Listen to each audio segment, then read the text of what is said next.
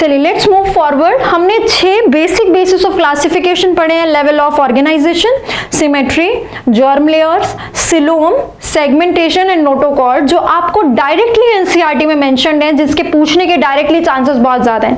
But बेटा और कुछ बेसिस भी होते हैं जिसके बेसिस पे ही आप आगे के फाइलम्स बहुत स्मूथली समझ सकते हो, या हर फाइलम में आपको रुक रुक के चीजें समझनी नहीं पड़ेंगी। अब आप फिर क्विकली आगे फाइलम्स कंप्लीट कर पाओगे कि अच्छा इसमें ये होता है, अगर उन सबके मीनिंग्स आपको पहले से पता होंगे। तो मैं बहुत सारी टर्मिनोलॉजीज जो इस पूरे चैप्टर में यूज होने वाली है फाइलम्स में, और उसके अलावा बहुत सारा और बेसिस ऑफ क्लासिफिकेशन जो आपको पता होना चाहिए, वो यहीं पर कंप्लीट कराती हूँ। उससे पहले मैं आपको ये टेबल दिखाती हूँ जो एनसीईआरटी में दी हुई है आपको, जितने बेसिस ऑफ क्लासिफिकेशन हमने किए उसके बेसिस पे। देखो, लेवल ऑफ ऑर्गेनाइजेशन पढ़ा था, सिमेट्री पढ़ी थी, बॉडी कैविटी यानी कि सिलोम पढ़ा था, है ना। इस 3 बेसिस पे दिया है। सबसे पहले एनिमेलिया, यानी कि वो ऑफ कोर्स एनिमल्स क्या होते हैं, मल्टी सेलुलर एनिमल्स की हम बात करें, there are some unicellular animals also which comes under protista, that is Parazoa.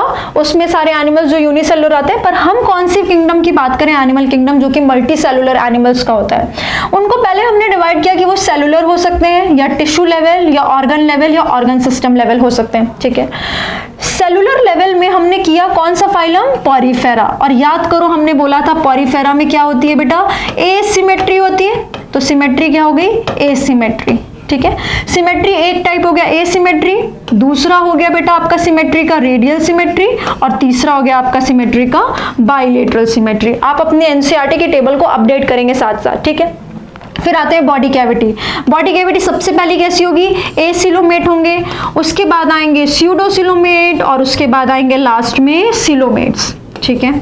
अब देखो, मैंने आपको ये बताया था ना कि इनके पास तो जर्म लेयर ही नहीं होती, तो ये भी कैसे होते हैं, एसिलोमेट होते हैं अगर पूछा जाएगा तो।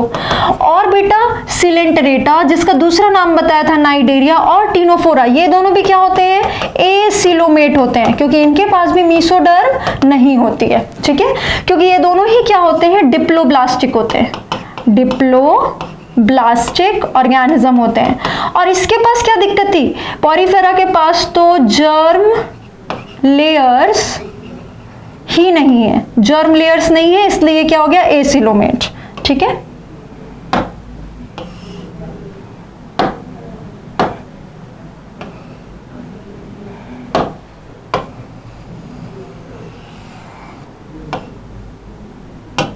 पॉरीफेरा के पास जर्म लेयर्स नहीं है, इसलिए क्या हो गया, एसिलोमेट। और सिलेंट्रेट और टीनोफोर कैसे हैं, डिप्लोब्लास्टिक, यानी कि इनके पास सिर्फ एक्टोडर्म और एंडोडर्म में मीसोडर्म नहीं है, इसलिए इनके पास सिलोम नहीं होती, एसिलोमेट, ठीक है।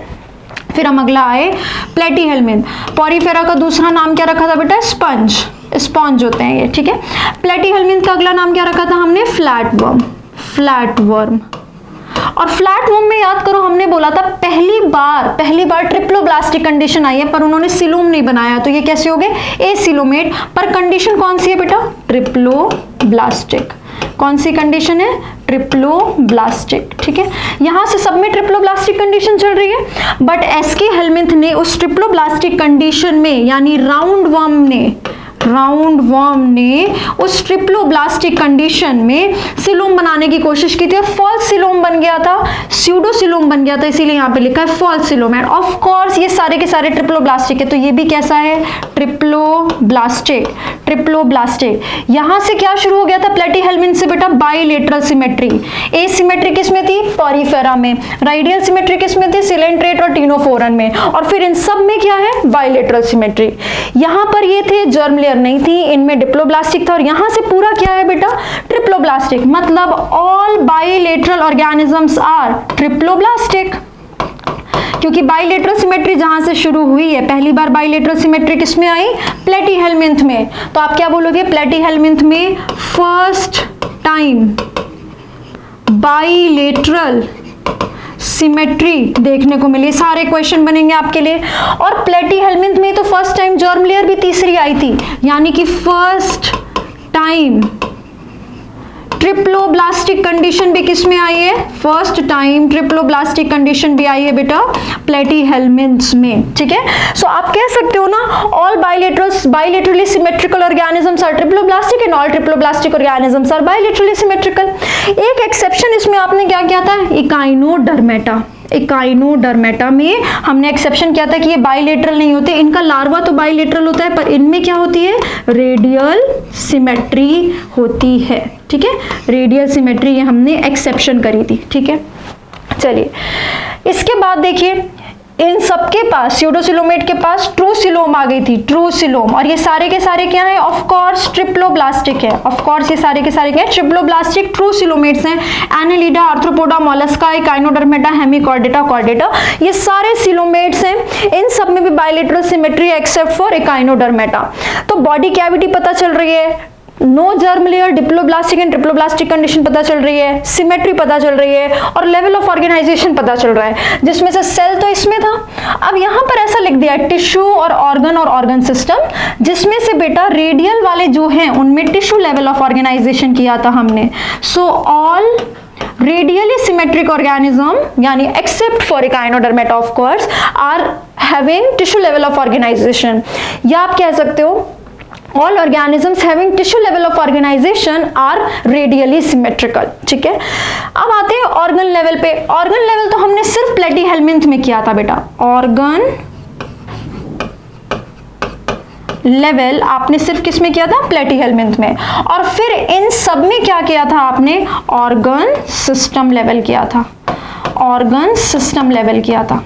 ठीक है, तो यहां पर ऐसे स्लैश लगा के लिख दिया है, इस टेबल में सारा मेंशन नहीं किया है, तो आप इसको अपडेट कर लेंगे। ये हम क्यों कर रहे हैं, हम इससे बहुत सारे स्टेटमेंट फ्रेम कर सकते हैं। जैसे देखो क्या, आप ये नहीं बोल सकते कि all bilaterally symmetrical organisms are having organ system level of organisation, क्योंकि इसमें तो ऑर्गन लेवल होता है। पर आप ये जरूर कह सकते हो all organ system level of organisation वाले जितने भी ऑर्गेनिजम्स हैं वो सारे के सारे बाइलेटरली सिमेट्रिकल हैं। आ रही है बात समझ में? और स्टेटमेंट करो, अभी समझ में आएगा। आप बोल सकते हो आप ये नहीं बोल सकते कि all radially symmetrical organisms are at the tissue level of organisation, क्योंकि रेडियल सिमेट्री में आपका इकाइनोडर्मेटा भी आता है। ठीक है, लेकिन आप ये जरूर कह सकते हो कि जितने भी टिश्यू लेवल ऑफ ऑर्गेनाइजेशन वाले ऑर्गेनिजम्स होते हैं वो सारे रेडियली सिमेट्रिकल होते हैं, क्योंकि टिश्यू लेवल पे कौन कौन होता है, सिलेंट्रेट और टिनोफोर, और इन दोनों में हमने क्या पढ़ा था, इन दोनों में हमने पढ़ा था टिश्यू रेडियल सिमेट्री। तो टिश्यू लेवल पे जितने हैं उनमें रेडियल सिमेट्री तो है, लेकिन जितनों में रेडियल सिमेट्री उन सब में टिश्यू लेवल नहीं है, क्योंकि कुछ रेडियल सिमेट्री में टिश्यू लेवल है और कुछ रेडियल सिमेट्री में organ system level of organisation है, जैसे कि इकाइनोडर्मेटा। तो ऐसे बहुत सारी स्टेटमेंट बन सकती हैं। जैसे और देखो, सारे के सारे ट्रिप्लोब्लास्टिक ऑर्गेनिजम्स बाइलेटरली सिमेट्रिकल हैं। ट्रिप्लोब्लास्ट कहां से शुरू हुआ है, यहीं से, और बाइलेटरली भी यहां से शुरू हुई है। अब सारे ट्रिप्लोब्लास्टिक हैं, सारे बाइलेटरली सिमेट्रिकल हैं एक्सेप्ट फॉर इकाइनोडर्मेटा। तो आप बोलोगे सारे ट्रिप्लोब्लास्टिक बाइलेटरली सिमेट्रिकल हैं एक्सेप्ट इकाइनोडर्मेटा। और आप क्या कह सकते हो, सारे बाइलेटरली सिमेट्रिकल ऑर्गेनिज्म ट्रिप्लोब्लास्टिक हैं विदाउट एनी एक्सेप्शन। ठीक है, तो आप इस तरह से बहुत सारी स्टेटमेंट्स बना सकते हो इसमें, और ये टेबल आपने स्टडी करनी है, जिसमें किंगडम, लेवल ऑफ ऑर्गेनाइजेशन सबका पता होना चाहिए, सिमेट्री सबकी पता होनी चाहिए, बॉडी कैविटी सबकी पता होनी चाहिए, जर्म लेयर की कंडीशन सबकी अलग अलग पता होनी चाहिए, जो आपको क्वेश्चंस में पूछेगी। ठीक है, ये तो हो गए बेसिक बेसिस ऑफ क्लासिफिकेशन जो आपने एनसीईआरटी के अकॉर्डिंग कवर करने हैं। अब कुछ और बेसिक्स करने हैं, कुछ और बेसिस ऑफ क्लासिफिकेशन हमको करने हैं। फॉर एग्जांपल देखो, किसी ऑर्गेनिज्म को, किसी एनिमल को आप डिवाइड कर सकते हो दो पार्ट्स में। 7th नंबर लगा देती हूँ, हम 6th नंबर तक कर चुके हैं, नोटोकॉर्ड तक। किसी ऑर्गेनिज्म को आप डिवाइड कर सकते हो कि वो फिक्स्ड है या फ्री है। ठीक है, मतलब वो किसी जगह फिक्स हो रखा है, कैद में है, या फिर वो आजाद है, फ्री घूम सकता है। जो मैं आपको रेडियल सिमेट्री और बाइलेटरल सिमेट्री के टाइम पे बता रही थी कि radial symmetry is advantageous for fixed organisms. Fixed यानी कि वो किसी जगह पे चिपके हुए हैं, लेट्स से यहां पर चिपके हुए हैं। ठीक है, ये जिस जगह पे वो चिपके होते हैं इसको हम कहते हैं सबस्ट्रेटम। ठीक है, सबस्ट्रेटम के ऊपर जितने भी ऑर्गेनिज्म चिपके होते हैं ये फिक्स्ड होते हैं। ठीक है। और जनरली ये क्या होते हैं, जनरली ये रेडियली सिमेट्रिकल होते हैं। तो हमने कुछ ऐसा सिलेंडर टाइप ही बना भी लिया है, क्योंकि ये जनरली क्या होते हैं, रेडियली सिमेट्रिकल होते हैं। तो ये जिस जगह पे चिपके होते हैं उसको तो हम सबस्ट्रेटम कहते हैं। जिस बेस से चिपके होते हैं, इनका जो वाला साइड इधर चिपका हुआ है ना, इसको कहते हैं एब ओरल सरफेस, एब ओरल सरफेस। और इसके अपोजिट साइड पर, फ्री साइड पर ये अपना माउथ रखते हैं, यानी ओरल सरफेस रखते हैं। ओरल सरफेस कौन सा सरफेस है, वो वाला सरफेस है जिधर साइड पर माउथ है। और aboral surface opposite to mouth है, opposite to mouth. Of course बेटा सबस्ट्रेटम की साइड पर, मान लो ये पत्थर है, उस साइड पर अपना माउथ थोड़ी चिपका देंगे, खाना कैसे खाएंगे। तो अपोजिट टू माउथ, माउथ वाला फ्री साइड पर होगा ओरल सरफेस, और एब ओरल सरफेस अपोजिट होगा जिधर क्या होता है, सबस्ट्रेटम, जिधर क्या होता है, सबस्ट्रेटम। ठीक है। अब ये फिक्स्ड वाले को ही हम एक और नाम देते हैं, फिक्स्ड वाले को ही हम कहते हैं सेसाइल, सेसाइल। तो जो फ्री है, यानी फ्री लिविंग है, आजाद घूम सकते हैं, ये कहीं चिपके हुए नहीं है, इनको आप क्या बोलोगे, नॉन सेसाइल, नॉन सेसाइल। अब यानी कि फिक्स्ड वाले क्या हो गए, नॉन मोटाइल। मोटिलिटी मतलब ये घूम फिर सकते हैं, नॉन मोटाइल मतलब ये घूम फिर नहीं सकते। जो फिक्स है वो सेसाइल है, यानी वो नॉन मोटाइल है, घूम फिर नहीं सकते। तो ये जो फ्री लिविंग है, नॉन सेसाइल, इनको आप क्या बोलोगे, मोटाइल हैं। जो चल फिर सकते हैं वो नॉन सेसाइल होंगे, फ्री लिविंग होंगे। और यही फ्री लिविंग वाले अगर पानी में रहते होंगे तो आप इनको बोल दोगे free swimming, free swimming. Azad ji तो रहे हैं, आजाद तैर भी रहे हैं, तो फ्री लिविंग वाले ही क्या हो जाएंगे, फ्री स्विमिंग। तो यहां से आपको कुछ और टर्म्स क्लियर होती हैं, fixed, free living, free swimming, non sessile, sessile, motile, non motile, substratum, oral surface and एब ओरल सरफेस। एक ये बेसिस ऑफ क्लासिफिकेशन आप याद रखेंगे। एक और बेसिस ऑफ क्लासिफिकेशन करते हैं नेक्स्ट। ठीक है। किसी भी ऑर्गेनिजम्स को सेक्सेस के बेसिस पर आप डिवाइड कर सकते हैं कि वो यूनिसेक्सुअल है या बाइसेक्सुअल है, यूनिसेक्सुअल एंड बाइसेक्सुअल। देखो, सेक्सेस के बेसिस पर मतलब एक इंडिविजुअल में कितनी तरह के सेक्स ऑर्गन्स हैं, एज इन किसी एक इंडिविजुअल में ही टेस्टिस और ओवरीज दोनों हैं, यानी दोनों तरह के सेक्स ऑर्गन्स प्रेजेंट हैं, या एक इंडिविजुअल में टेस्टिस, किसी और इंडिविजुअल में ओवरीज, फिर किसी एक इंडिविजुअल में या तो टेस्टिस या तो ओवरीज, यानी सेक्स ऑर्गन्स किसी एक टाइप के ही है एक इंडिविजुअल में। तो ये हम सेक्सेस की क्या बात करते हैं, sex organs in one individual. इस तरह से अपने को याद रखना है कि एक इंडिविजुअल की बात कर रहे हैं। जैसे यूनिसेक्सुअल, यूनि मतलब वन, यूनि वन मतलब यूनि मतलब वन, सेक्सुअल मतलब one type of sex, one type of sex is present in one individual.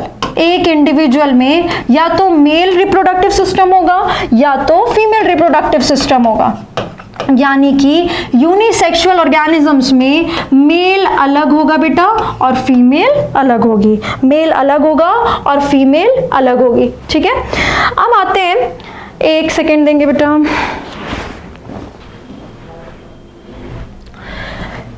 ठीक है।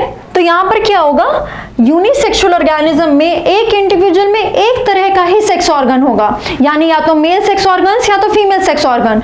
तो वो इंडिविजुअल या तो मेल होगा या तो फीमेल, ये मेल का साइन है, ये फीमेल का साइन है। ठीक है। यानी कि यूनिसेक्सुअल ऑर्गेनिजम्स में मेल और फीमेल अलग अलग होते हैं, मेल और फीमेल अलग अलग होते हैं, male and female are distinct. जब भी ऐसा होता है ना बेटा कि मेल और फीमेल अलग अलग होते हैं, तब आप बोलोगे कि इसमें सेक्सुअल डाइमॉर्फिज्म है। क्या बोलोगे, सेक्सुअल डाइमॉर्फिज्म। अब तुम फिर से घबरा जाओगे, ये क्या कठिन सा वर्ड लिख गया यहाँ पे, कुछ भी नहीं है। सेक्सेस के बेसिस पे दो तरह की मॉर्फोलॉजी होती है, मतलब मेल का मॉर्फोलॉजी अलग है, फीमेल का मॉर्फोलॉजी अलग है।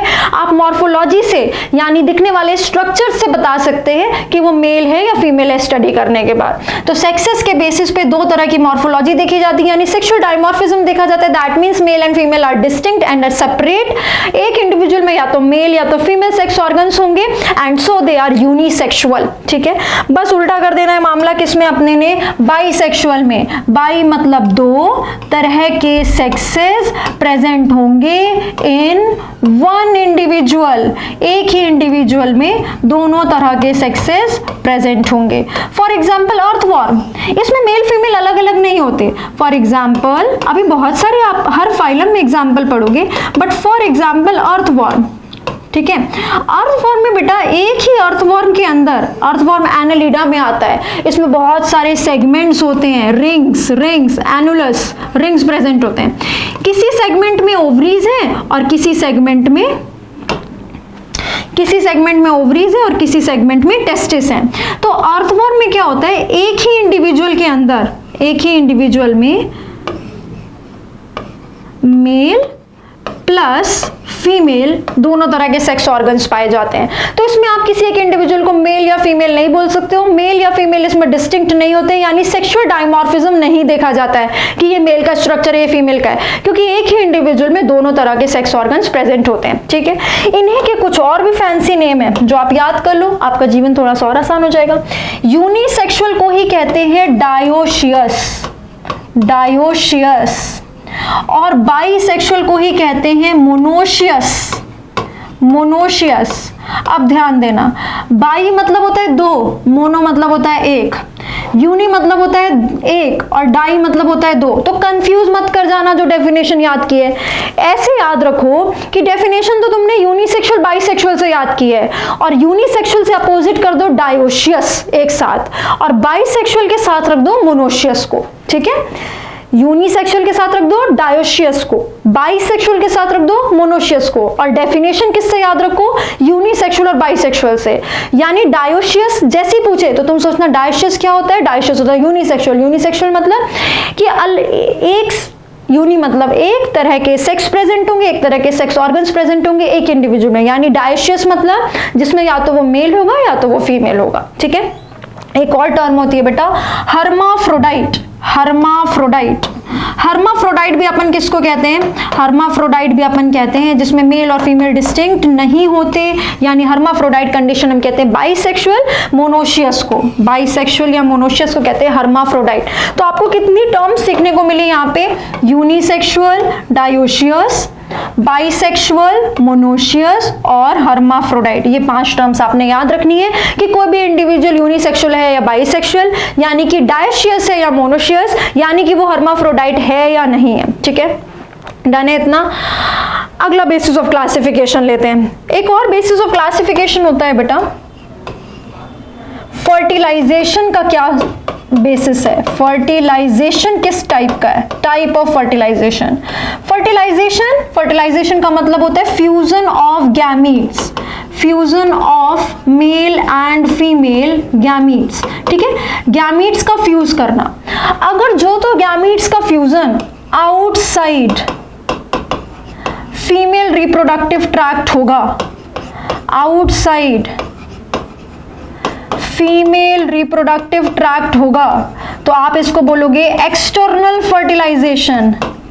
External fertilisation.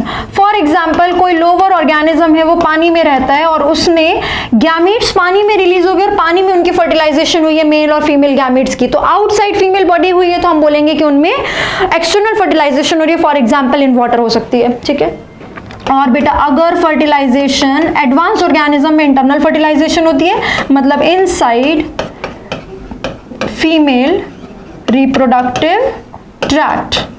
अगर फीमेल रिप्रोडक्टिव ट्रैक्ट के इनसाइड फर्टिलाइजेशन होगी तो आप इसको बोलेंगे इंटरनल फर्टिलाइजेशन। तो फर्टिलाइजेशन 2 टाइप की हो सकती है, external and internal, depending on the basis that the fertilization takes place outside और inside the female reproductive tract और female body.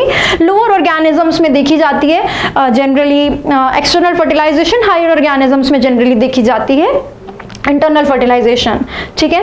Similarly generally higher organisms में यूनिसेक्सुअल कंडीशन होती है यानी डायस्चियस, जिसमें मेल और फीमेल अलग अलग होते हैं यानी सेक्सुअल डायमॉर्फिज्म देखी जाती है। फॉर एग्जांपल ह्यूमंस में मेल अलग और फीमेल अलग होते हैं, इसलिए ह्यूमंस शो सेक्सुअल डायमॉर्फिज्म।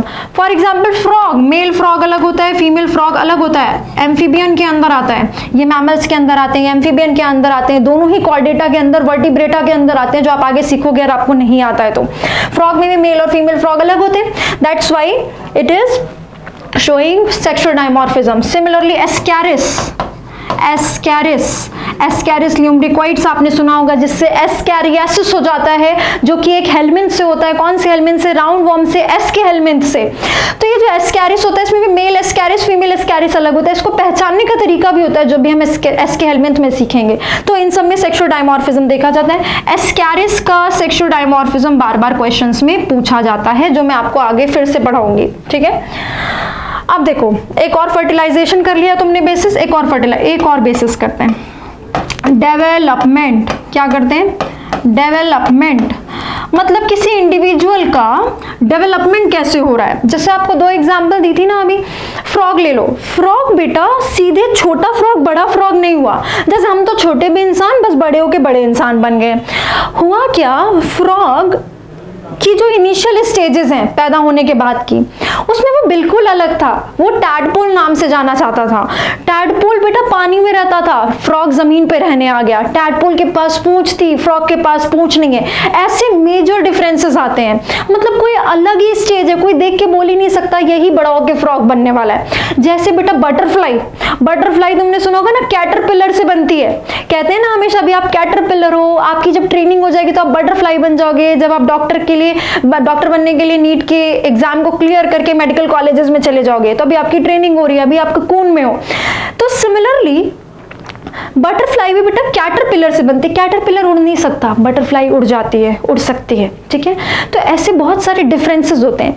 जब भी डेवलपमेंट ऐसे नहीं होती है कि सिर्फ छोटे से बड़े हो रहे हैं, कोई एक अलग ही स्टेज आती है बीच में, तो हम डेवलपमेंट को कहते हैं वो इनडायरेक्ट डेवलपमेंट है, डायरेक्ट डेवलपमेंट नहीं है।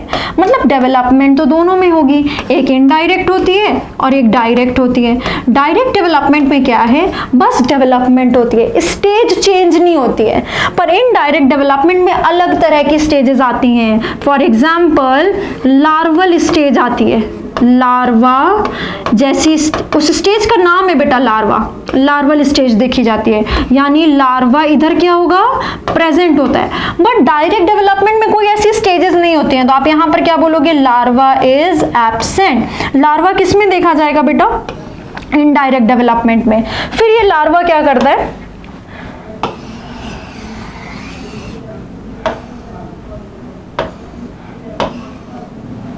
फिर ये लार्वा क्या करता है बेटा, लार्वा एडल्ट में कन्वर्ट हो जाता है। देखो लार्वा है,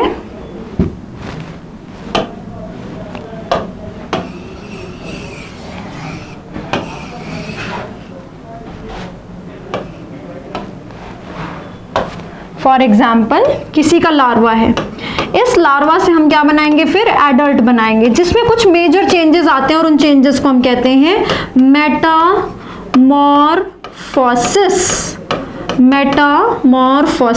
मेटामॉर्फोसिस इस प्रोसेस को कहते हैं। फॉर एग्जाम्पल टैडपोल लार्वा का एक फ्रॉग का एक स्टेज है। टैडपोल मेटामॉर्फोसिस करके क्या बनाता है, फ्रॉग बनाता है। फॉर एग्जाम्पल टैडपोल के पास टेल प्रेजेंट है, बट फ्रॉग के पास टेल एब्सेंट है। फॉर एग्जाम्पल टैडपोल कहाँ रहता है, वाटर में, इसका हैबिटेट वाटर है, पर ये कहाँ रहता है, टेरेस्ट्रियल है, जमीन पे रहता है। फ्रॉग कहाँ रहता है, टेरेस्ट्रियल है, जमीन पे रहता है। जबकि बेटा वाटर में रहता है, मतलब आप क्या कह सकते हैं, एक्वाटिक है, पानी में रहता है। यानी कि टैडपोल मेटामॉर्फोसिस करके फ्रॉग बनाता है, जिसमें कुछ मेजर चेंजेस आते हैं, यानी कि अलग ही फ्रॉग की लाइफ में स्टेज आती है जिसको हम लार्वल स्टेज कहते हैं। तो फ्रॉग के लार्वा का नाम है टैडपोल। सिमिलरली कैटरपिलर लार्वा होता है, कैटरपिलर लार्वा, ये बेटा मेटामॉर्फोसिस करके बटरफ्लाई बनाता है। अलग ही तरह के हैं ये दोनों, एकदम दिखने में आप देख के बता ही नहीं पाओगे कि बस छोटे से बड़ी हुई है, छोटी तितली बड़ी तितली नहीं, कैटरपिलर और फिर बटरफ्लाई बनी है अलग ही एकदम, ठीक है। तो कैटरपिलर से बटरफ्लाई बनती है। ऐसी स्टेजेस जिसमें भी आती हैं जो अपनी एडल्ट से बिल्कुल अलग होती हैं, जिनको हम लार्वा कहते हैं, अगर ऐसी कोई स्टेज आई है अलग सी तो आप इनडायरेक्ट डेवलपमेंट बोलोगे, एल्स आप बोलोगे डायरेक्ट डेवलपमेंट होती है। जैसे कि हम में, ह्यूमंस में डायरेक्ट डेवलपमेंट ही तो होती है बेटा, हम बस छोटे भी इंसान ही थे, बड़े भी इंसान ही हैं, बस हम में डेवलपमेंट हुई है, कोई अलग तरह की स्टेज नहीं आई है कि ये तो इंसान लग ही नहीं रहा, बड़े होके कैसे इंसान बन जाएगा, ऐसा कुछ भी नहीं होगा, ठीक है। तो दो तरह की डेवलपमेंट होती है, इनडायरेक्ट और डायरेक्ट। ऐसे बेटा एक और बेसिक सा जो आपको आता भी है कि ऑर्गेनिजम्स कैसे हो सकते हैं, ओवीपैरस हो सकते हैं। अगर कोई ऑर्गेनिज्म एग ले करता है तो वो क्या होता है, एग लेइंग, एग लेइंग को क्या बोलते हैं, ओवीपैरस। जैसे बर्ड्स हो गई, ये एग ले करती हैं, ठीक है। और एक होता है बेटा विविपैरस, विविपैरस, विविपैरस का मतलब होता है give birth to young one, सीधे यंग वन को बर्थ देना। फॉर एग्जाम्पल यहाँ पे फॉर एग्जाम्पल क्या हो गया, बेसिक सा, हर फाइलम में अपन पढ़ेंगे, अभी बस टर्मिनोलॉजी सीख रहे हैं। फॉर एग्जाम्पल बर्ड्स एग ले करती हैं, ओवीपैरस। फॉर एग्जाम्पल ह्यूमंस, ह्यूमंस सीधे बेबी को बर्थ देते हैं, यंग वन को बर्थ देते हैं, तो वो क्या हो गए, विविपैरस हो गए। ये एक और बेसिस ऑफ क्लासिफिकेशन हो गया। ऐसे आप बता सकते हो ऑर्गेनिजम्स कैन बी एक्वाटिक और टेरेस्ट्रियल। एक्वाटिक यानी पानी में रहते हैं, टेरेस्ट्रियल यानी जमीन पे रहते हैं। एक्वाटिक में भी आप बता सकते हो मरीन वाटर में रहते हैं या फ्रेश वाटर में रहते हैं। ऐसे बहुत सारे बेसिस ऑफ क्लासिफिकेशन होते हैं जो आपको सीखने होते हैं, ठीक है। ये हो गया बेटा बेसिक जो आपको एनसीईआरटी बेस्ड में हेल्प करेगा। मैं एक वीडियो में जरूर और आपको कुछ और बेसिस सिखाऊंगी जो आपके एडवांस क्वेश्चंस के लिए आपको हेल्प करेगा। इन केस अगर आपको कोई डिफिकल्ट क्वेश्चन एनसीईआरटी से थोड़े से बाहर आते हैं जो आपको प्रीवियस ईयर क्वेश्चंस सॉल्व करने में भी हेल्प करेंगे, तो वो जरूर करेंगे। अभी यहाँ पर खत्म होता है बेटा आपका NCERT based basis of classification. इसको अच्छे से पढ़िए, आप पहली बार सुन रहे हो तो बार बार सुन के अपने कॉन्सेप्ट क्लियर करके इसको लर्न करिए पहले लिख लिख के। जैसे लर्न हो जाएगा वैसे आपके क्वेश्चन सॉल्व होने लगेंगे, बिकॉज एनिमल किंगडम में जितने कंसेप्ट्स लगते हैं उससे ज्यादा इसकी लर्निंग लगती है। लर्न होने के बाद ही आप इसके क्वेश्चंस कॉन्फिडेंटली सॉल्व कर पाओगे, ठीक है। इतना करिए, फिर नेक्स्ट क्लास में कंटिन्यू करेंगे फाइलम्स के साथ। Till then take care everyone, see you, bye bye.